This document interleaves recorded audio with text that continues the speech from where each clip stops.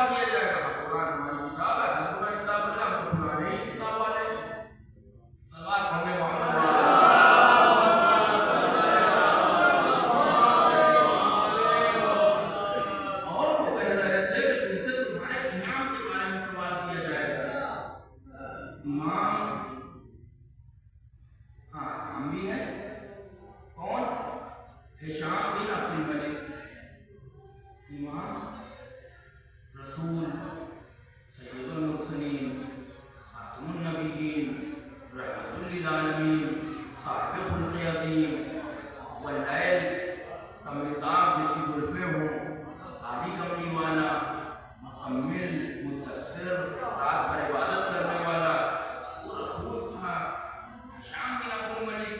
اگر قبر میں ہم سے سوال ہوا امام کے بارے میں، دیکھیں امام نے کس طریقے سے ذہنوں کو جھنڈوڑا ہے. امامت کے مسئلے کو اٹھایا نہیں جا سکتا اس لیے کہ کربلا کے بعد کے حالات بڑے سخت ہیں. 20 سے 40 لوگ ہیں نہیں امام کی حمایت کرنے کے لیے. روایت یہ کہہ رہی ہے کہ ارتدنا بعد الحسین الی ثلاثہ او خمسہ او سبعہ، سوائے 5-7 لوگوں کے کوئی بچا ہے نہیں. تو جتنے ہیں وہ سب کے سب عوام ہیں یا مادہ پرست ہیں یا انہی کی طرف والے ہیں، وہ حکومت کے لالچی ہیں، پیسوں کے لالچی ہیں. لیکن امام نے ایک سوال چھوڑ دیا بات و نصیحت کرتے کرتے. امام کے بارے میں سوال ہوگا، کیا جواب دو گے؟ ہشام بن عبد الملک، ولید، مروان، یزید، کس کا نام لو گے؟ قبر میں فرشتے آئیں گے، فرشتے ہیں معصوم، صاحب عصمت، اللہ کی عبادت کرنے والے. جیسے ہی تم کہو گے کہ ہشام ہمارا امام ہے، شرابی کو امام بنایا ہے. امام نے لے جا کے کہاں پہ روک دیا ایسے لوگوں کو. کیا کہو گے؟ شرابی امام تھا. کیا کہو گے؟ زنا کرنے والا امام تھا. کیا کہو گے؟ قرآن کو نیکوں پر بلند کرنے والا امام تھا. کیا کہو گے؟ کعبے میں پتھر چلانے والا امام تھا. کیا کہو گے؟ کعبے کا پردہ چلانے والا امام تھا. اگر یہ تمہارا امام تھا تو یہ جہنمی ہے، تم بھی جہنمی.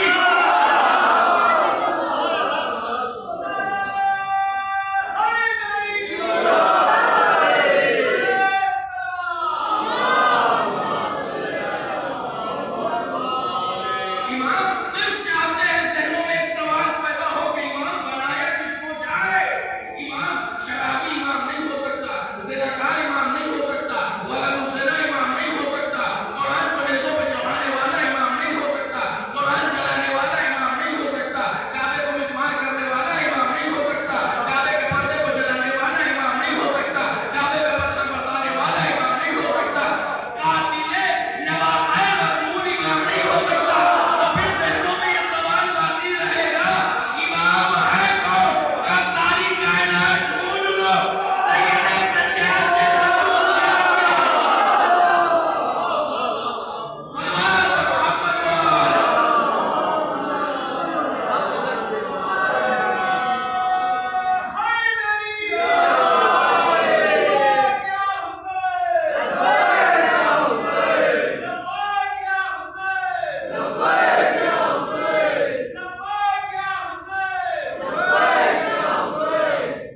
کچھ نہیں کیا. امام صرف عبادت کرتے رہے، دعائیں کرتے رہے، وعظ و نصیحت کرتے رہے، اور انہی دعاؤں اور عبادت اور وعظ و نصیحت کے درمیان ایسے چھوٹے چھوٹے کام کرتے رہے تاکہ امامت کا مسئلہ فراموش نہ ہونے پائے.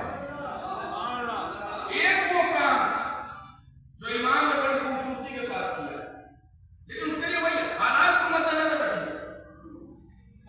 3-5-7 سے زیادہ لوگ ہیں.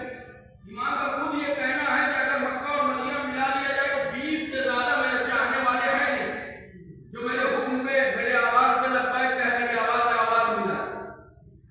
ایسے میں امام نے جو طریقہ کار اپنایا وہ جانتے کیا؟ بھروسہ کسی پہ کیا نہیں جا سکتا کب کون بک جائے. امام نے جو طریقہ کار اپنایا وہ خدا ہے. کیا خوبصورت طریقہ ہے، ایسا طریقہ کہ حکومت وقت کو بھنک بھی نہ لگی، وہ امامت افریقہ تک پہنچ گئی. تاریخ میں یہ ثبت ہے کہ امام علیہ السلام کا دستور زندگی یہ تھا. کربلا کے بعد دستور زندگی یہ تھا. آج ایک شبد میں سامنے آ رہا ہے. دستور زندگی یہ تھا کیا کہ امام جاتے تھے بازار، غلام خریدتے تھے، 6 مہینہ یا 1 سال رکھتے تھے، آزاد کر دیتے تھے. 35 سال کا زمانہ امامت ہے. زیادہ تر غلاموں کی آزادی کی جو تاریخ ہوتی تھی وہ ماہ مبارک رمضان. ہر رمضان کو افطار کے